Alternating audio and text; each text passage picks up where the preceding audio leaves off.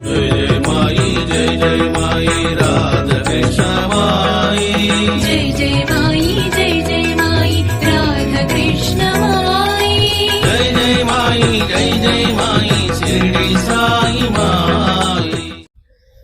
श्री सच्चिदानंद सद्गुरु साईनाथ महाराज की जय। हरि बोल। राधे कृष्ण माई की जय। குருநாதருடைய பரம கருணையினால நம்ம பாபா அநேக திருவிளையாடல்கள் புரிஞ்சிருக்கார்.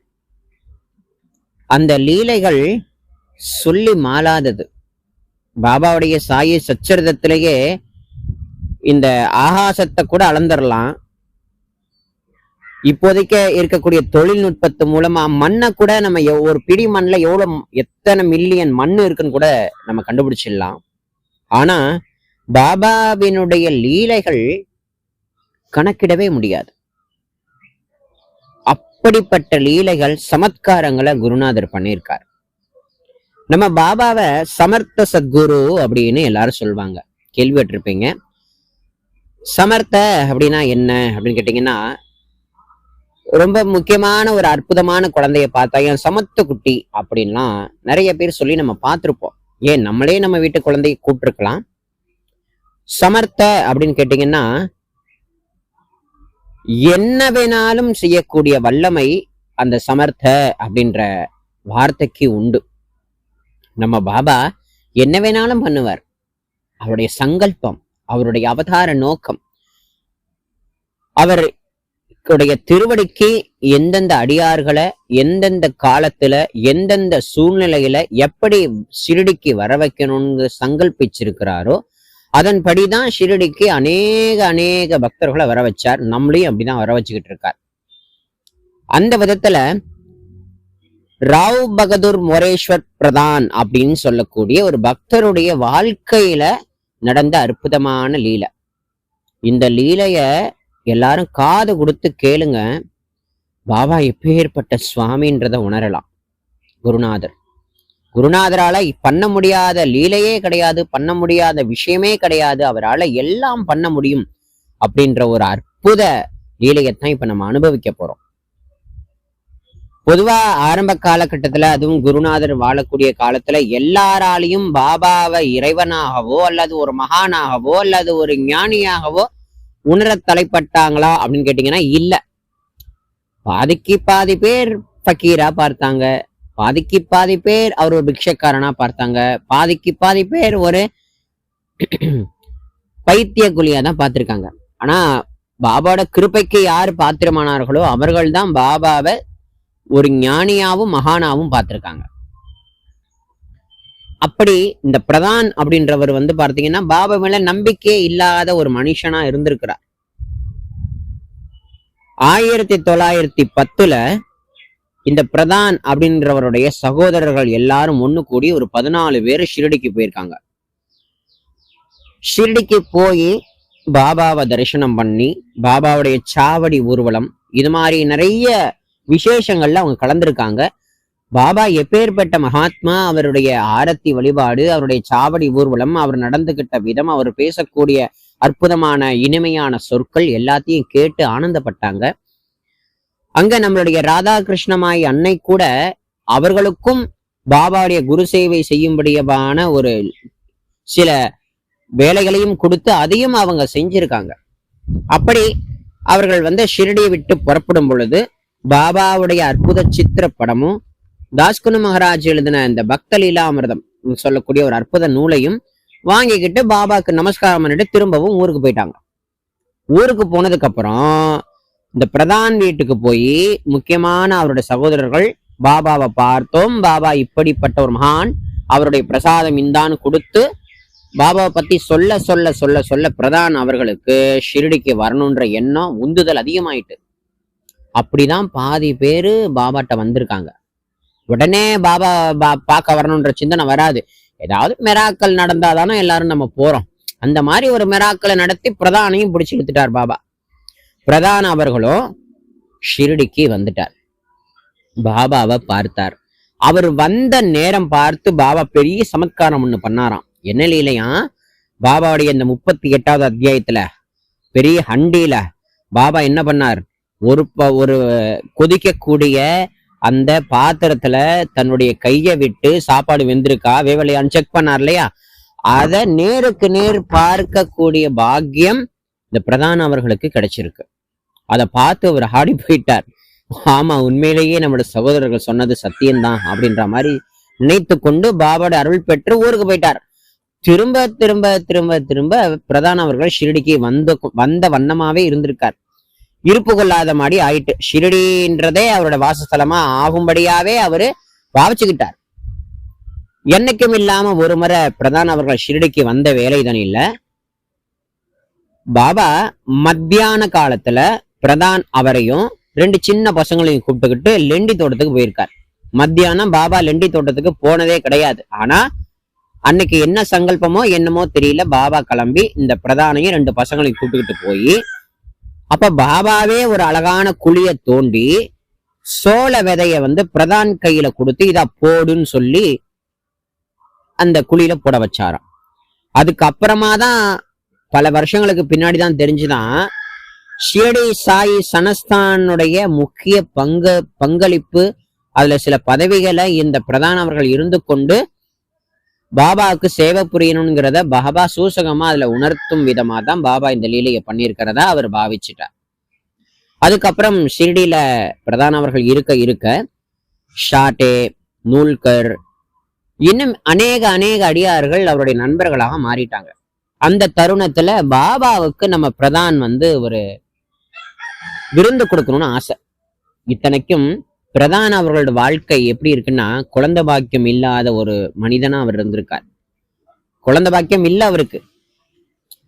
ஆனாலும் அதை பெருசா நினைக்காம பாபாவுடைய சாநித்தியத்துக்கு முன்னாடி அவர் தன்னையே சுவாமிகிட்ட அர்ப்பணம் பண்ணிட்டார்.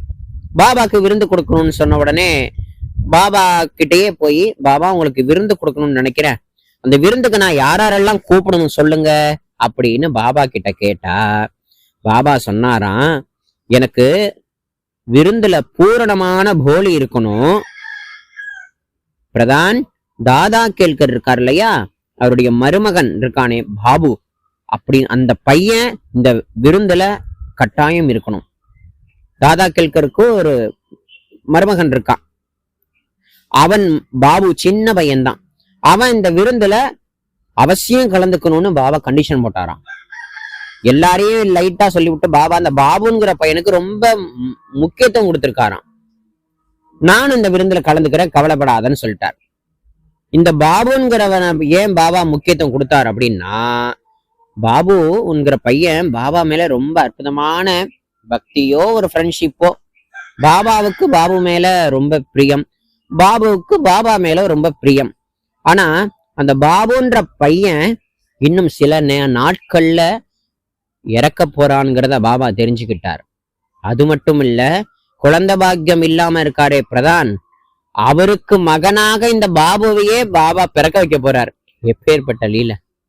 பிரதான் அவர்களுடைய மனைவியினுடைய கர்ப்பத்துல யாருக்கு முக்கியத்துவம் கொடுத்து பாபுன்ற பையனை நீ விருந்துல கூப்பிட்டு அவனுக்கு விருந்து உபசரிக்கணும்னு பாபா சொன்னாரோ, அதே பையனை பிரதான அவர்களுடைய பையனாகவே மாற்றும்படியா பாபா அப்பேற்பட்ட கிருபை பண்றத அப்ப உணரல யாரும், பின்னாடி உணர்றாங்க.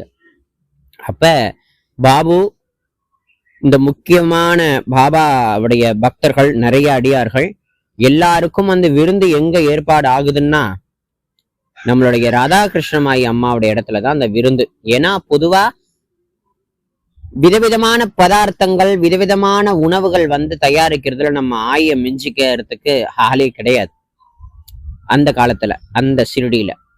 அப்படி இருக்கும் பொழுது பிரதான அவர்கள் பார்த்தீங்கன்னா அம்மா கிட்டதான் அத்தனை பொறுப்புகளையும் கொடுத்தார். எல்லா விருந்துகளும் நல்லபடியா அம்மாவும் தயார் பண்ணிட்டாங்க. தயார் பண்ணியாச்சு, எல்லாரும் வந்தாச்சு. பாபு அப்படின்ற பையனும் வந்துட்டான். பாபா எந்த ரூபத்திலையும் வருவார் அப்படின்றது ஒரு எண்ணம். இந்த விருந்துக்கு வைக்கப்பட்ட போலிய பாபா காக்கை சுரூபத்துல தூக்கிட்டு போயிட்டார். அதை ஆயும் உணர்ந்தாங்க, எல்லாரும் உணர்ந்திருக்காங்க. அப்படி பாபாவுடைய அருளால அந்த பூரணமான விருந்து நல்லபடியா நடந்தது. அந்த விருந்து உபசரிப்பு எல்லாமே வந்த அடியார்கள் அற்புதமா ஏற்றுக்கொண்டு பிரதான அவர்களுக்கும் ஒரு நன்றியை செலுத்திட்டு அழகா எல்லாரும் போனாங்க. அந்த விருந்து முடிஞ்ச சில நாட்கள்லயே பாபுங்கிற பையன் இறந்துட்டான். அப்புறம் என்ன, பாபா வந்து என்ன பண்ணார், இறந்து போன இந்த ஜீவனாகிய பாபுவை பிரதான் அவர்களுடைய மனைவியினுடைய கர்ப்பத்துல விழ வச்சுட்டார். இப்ப பாருங்க, நல்லா எல்லாரும் உத்து கேளுங்க. பிரதான்கிறவரு பாபாக்கு விருந்து கொடுக்கறதுக்கு ஏற்பாடு பண்ணார். அதுல பாபா பாபுன்றவன் அந்த விருந்துல இருக்கணும்னு சொன்னார். அந்த விருந்துல உபசரிக்கக்கூடிய ஒரு பாபுன்ற பையன் இறக்க போறத தெரிந்து கொண்ட பாபா அந்த பாபுவையே பிரதான் அவருடைய மகனா பிறக்கும்படி அனுகிரகம் பண்ணியிருக்கார். இத வந்து நிதர்சனமா எல்லாருக்கும் பகிரங்கமா தெரிவிக்கிற வகையில ஒரு முறை பிரதானும் மனைவி அவங்க 2 பேருமே ஷிரடிக்கு வராங்க. அப்ப பாபா பிரதான் அவர்களுடைய மனைவிய சுட்டி காட்டி, இவளே என்னுடைய பாபுவோட தாயார், இந்த பொண்ணுதான் என்னுடைய பாபாவுடைய தாயார் அப்படின்னு பாபா. அப்ப அந்த பாபுங்கிறது யாருன்றது அப்ப யாரும் புரிஞ்சுக்கல. பிற்காலத்துலதான் அந்த பாபு இறந்து போன தாதா கேல்கருடைய மருமகனாகிய பாபுங்கிற பையன்தான் பிற்காலத்துல பிரதான் அவர்களுடைய மகனா பிறந்திருக்கான்ங்கிற சத்தியத்தை எல்லா அடியார்களும் புரிந்து கொண்டார்கள். குருநாதனுடைய அந்த கருணைய நினைத்து நினைத்து நினைத்து நினைத்து அழுதார்கள். இந்த குறிப்புலாம் எதுல இருக்குன்னு கேட்டீங்கன்னா, கப்பர்டே டைரியில 7/12/1911 என்ற நாள்ல நடந்த அற்புதமான லீலை. இதே லீலை வந்து பாத்தீங்கன்னா நரசிம்ம சுவாமிஜி எழுதிய லைஃப் ஆஃப் சாய்பாபா அப்படின்னு சொல்லக்கூடிய நூல்லையும் தாராளமா இருக்கு.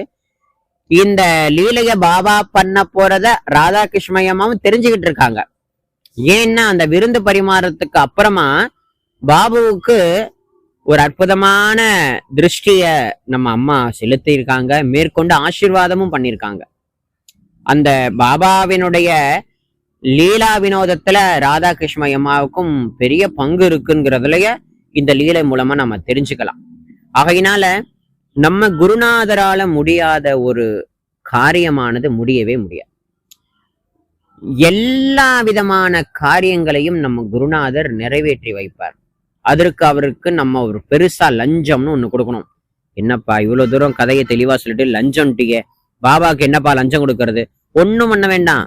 பாபா முன்னாடி உட்கார்ந்து பாபாவையே பாருங்க, பாபாவினுடைய நாமத்தையே சொல்லுங்க, பாபாவினுடைய லீலைகளையே மனதுல எண்ணம் கொண்டு அவரையே நினைத்து நினைத்து நினைத்து நினைத்து அவருடைய கருணையை நினைத்து மனதால உருகுங்க.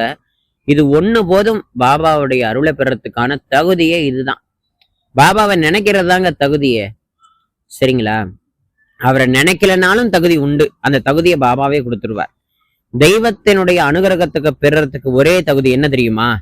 எனக்கு ஒண்ணுமே தெரியாதப்பான்னு சொல்லி அவன் சரணத்துல வீழ்ந்து ஒரு நமஸ்காரம் பண்ணாலே போதும், அதுதான் தகுதின்றார் மகான்கள். எல்லா மகான்களும் இதைதான் சொல்றாங்க. பாபா மட்டும்தான் இல்ல, எல்லா மகான்களும் எனக்கு எதுவும் தெரியாதுன்னு நீ என் திருவடியில வீழ்ந்து சரணாகதிய பண்ணுன்றாரு.